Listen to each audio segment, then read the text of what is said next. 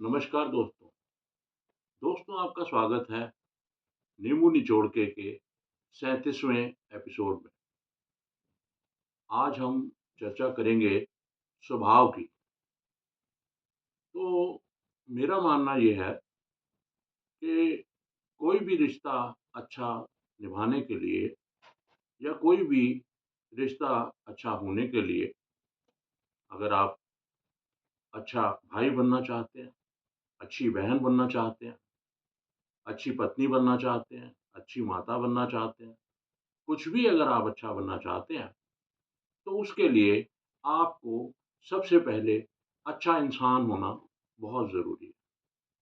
दोस्तों, एक अच्छा इंसान ही अच्छा भाई हो सकता है, अच्छी बहन हो सकती है, अच्छी पत्नी हो सकती है और अच्छी माता या पिता हो सकता है। आज हम चर्चा करेंगे दोस्तों एक महात्मा जी की। महात्मा जी अपनी शिक्षाओं को बाँटने के लिए अलग-अलग प्रांतों में, अलग-अलग राज्यों में जाते थे और कथा किया करते थे। एक बार वो किसी गाँव में गए, लेकिन उनकी और उनके शिष्यों की हैरानगी में एक बात आई कि गाँव से जबकि मालूम था लोगों को कि महात्मा जी खुद आने वाले हैं, उनका स्वागत करने के लिए गाँव के बाहर कोई भी नहीं आया हुआ था। बहरहाल वो तो महात्मा थे, साधु थे, चले गए। जब अंदर गए और ग्राम पंचायत के जो प्रधान थे उनसे बतलाया और लोगों को इकट्ठा किया और अपनी कथा उन्होंने सब लोगों को सुनाई।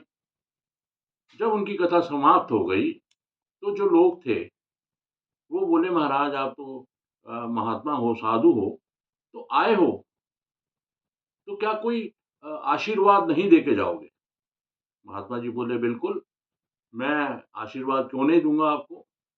तो महाराज जी ने उनको आशीर्वाद दिया, "बसे रहो, खुश रहो, सिमटे रहो।" और ये कह कर के महात्मा जी वहाँ से अगले राज्य के लिए चल पड़े। उनका शिष्य बड़ा हैरान हुआ।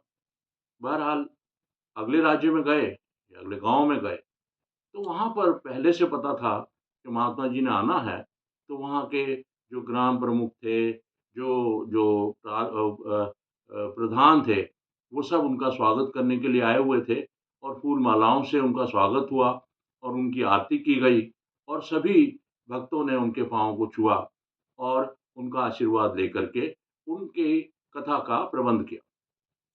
जब उनकी कथा समाप्त हो गई, तब वो बोले कि अच्छा भक्तों, अब मैं चलूँगा। बोले जी जैसे आपकी इच्छा। बोले कोई वरदान नहीं लोगे? बोले महाराज जी, आप आ गए, आपने हमारे गाँव में पैर रख दिए, इससे बड़ा आशीर्वाद और क्या हो सकता है? हमें आप सब आपके दर्शन मिले, हम सब आपके दर्शनों से गदगद हो गए। तो जब हमें आपके दर्शन मिल गए, आपका आशीर्वाद मिल गया, तो हमें अब प्रभु से और क्या चाहिए? आप हमें अब और आशीर्वाद क्या देंगे? बोले नहीं, मैं महात्मा हूँ, संत हूँ, मेरा धर्म बनता है, मेरा फर्ज़ बनता है कि मैं आपको कोई न कोई आशीर्वाद दूँ। तो लोग बोले ठीक है महाराज, आप जैसा ठीक समझें। तो महाराज ने महात्मा जी ने उनको आशीर्वाद ना दे कर के ये कहा कि बिखर जाओ, उजड़ जाओ, तितर-बितर हो जाओ। उन्होंने नतमस्तक होकर के नमस्कार कर दिया। जब उस गाँव से बाहर निकले, तो उनके शिष्य से रहा नहीं गया। वो बोला महाराज, आपने बिल्कुल उल्टा काम किया। बोले अच्छा, वो कैसे? बोले जिस जगह के लोग इतने बुरे थे, जिन्होंने आपका आदर-सत्कार भी नहीं किया और आपके साथ सही तरीके से पेश भी नहीं आए, उनको तो आपने इतना अच्छा आशीर्वाद दे दिया कि खुश रहो, बसे रहो। और जो लोग इतने अच्छे थे, जिन्होंने आते टाइम भी आपका आदर-सत्कार किया, आपकी पूजा की और इतने अच्छे से आपकी कथा को अरेंज करा और इतने मन से आपकी बातों को सुना, उनको आपने ये कह दिया कि उजड़ जाओ, तितर-बितर हो जाओ। बोले, "ये अगर तेरे समझ में आ जाए, तो तू महात्मा ना हो जाए।" देखो, जो इंसान बुरा है, वो अगर खुश रहेगा, अपने ही इलाके में सिमटा रहेगा, तो उसकी बुराई भी उसके साथ-साथ उसी इलाके में, उसी जगह पे सिमटी रहेगी। कहीं और जाएगा, तो जहाँ जाएगा वहाँ भी गंद फैलाएगा, बुराई फैलाएगा। दूसरी तरफ जो अच्छे लोग हैं, वो जहाँ-जहाँ जाएँगे, जितनी दूर जाएँगे, जितना उनका विस्तार होगा, उतनी अपनी अच्छाई को साथ लेकर के जाएँगे और सब जगह जैसे बगिया में फूल महकते हैं, सब जगह अपनी-अपनी खुशबू फैलाएँगे। दोस्तों, महात्मा जी का यह कहना मुझे बिल्कुल ठीक लगा कि अगर स्वभाव अच्छा हो, तो इंसान अगर अलग-अलग जगह जाता है, तो वो अपनी अच्छाई को फैलाता है और अगर स्वभाव बुरा होगा, तो इवन जाने की क्या बात है, जो आपके घर के जो लोग जुड़े हुए आपके साथ जो लोग हैं, वो भी आपको पसंद नहीं करेंगे। दोस्तों, इसी सिलसिले में मुझे एक कथा और याद आई है। एक महात्मा जी नदी के किनारे बैठकर तपस्या कर रहे थे, ध्यान में मग्न थे। अचानक ध्यान टूटा, ध्यान टूटा और नज़र पड़ी एक जानवर पर, ततैये के ऊपर। माफ़ कीजिए, ततैया नहीं था, बिच्छू था। एक बिच्छू पर नज़र पड़ी। देखा उन्होंने कि बिच्छू बड़ी तेज़ी से पानी की तरफ दौड़ रहा है। उन्होंने ये सोचा कि अगर ये पानी के अंदर चला गया, तो पानी के बहाव में ये डूब जाएगा और इसके प्राण जो हैं, वो समाप्त हो जाएँगे। उन्होंने ये सोचकर उस बिच्छू को पानी में जाने से रोक दिया और उसे पकड़ के वापस थोड़ी दूर छोड़ दिया।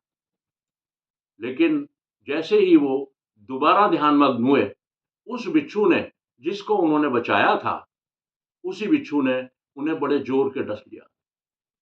और जब बिच्छू ने डस लिया, तो महात्मा जी बड़ा कराहे, बड़ा तड़पे। बहरहाल थोड़ी देर बाद फिर उन्होंने देखा कि वही बिच्छू फिर पानी की तरफ जा रहा है। महात्मा जी से देखा नहीं गया। महात्मा जी ने फिर दोबारा उस बिच्छू को रोका, पकड़ा और पानी से दूर छोड़ दिया। मैंने पहले ही कहा आपको, स्वभाव। तो बिच्छू ने, जैसा उसका स्वभाव, उसने जैसे ही उनको छोड़ा महात्मा जी ने, बिच्छू ने फिर महात्मा जी को दोबारा डंक मारा। महात्मा जी कराहे, तड़पे, बहुत परेशान हुए, लेकिन फिर वो दोबारा अपनी पूजा में लग्न हो गए। लेकिन दोस्तों, बिच्छू फिर तीसरी तरफ, पानी की तीसरी बार पानी की तरफ दौड़ा और फिर महात्मा जी ने देखा कि ये पानी में जाएगा, इसके जीवन लीला समाप्त हो जाएगी, तो उन्होंने उसको फिर दोबारा पकड़ा और पकड़ के फिर दूर छोड़ दिया और जैसे ही छोड़ा, बिच्छू ने फिर उनको दोबारा से डंक मार दिया। वो फिर दोबारा कराहे, तड़पे। अब की बार उनके शिष्य से देखा नहीं गया। वो बोल पड़ा, महाराज, आप इसको बार-बार, मैं देख रहा हूँ कि 3 बार आपने इसकी जान बचाई है और इसने तीनों बार आपको डसा है और उस डसने की वजह से आपको तकलीफ भी हुई है, आप कराहे भी हो, तड़पे भी हो। आप इसको बार-बार क्यों बचाते हो? मत बचाओ इसको, मरने दो। महात्मा बोले, बेटा, उसका स्वभाव डसना है, मेरा स्वभाव बचाना है। दोनों अपने-अपने स्वभाव से बंधे हुए हैं।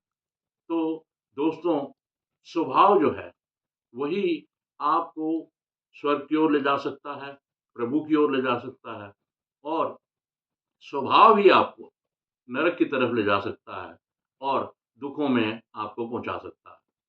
मैं आज के एपिसोड में यही कहानियाँ आपको सुनाना चाह रहा था।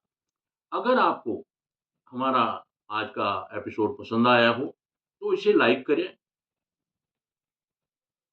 कमेंट करें और आपको कोई भी और कहानी, किस्सा या समस्या समझ में आती है या आपके अंदर कोई भी अगर हुनर है, आप अच्छे डांसर हैं, अच्छे सिंगर हैं, अच्छे एक्टर हैं, तो आप कमेंट बॉक्स में अपना नाम, नंबर, अपनी वो समस्या या सामाजिक समस्या या किसी समस्या का हल जो आपके पास हो उसको लिखें, और आपके पास कोई भी हुनर हो तो उसको आप हम तक पहुंचाएं। मैं आपसे वादा करता हूं कि हम आपको एक अच्छा मंच देने की पूरी कोशिश करेंगे। नमस्कार।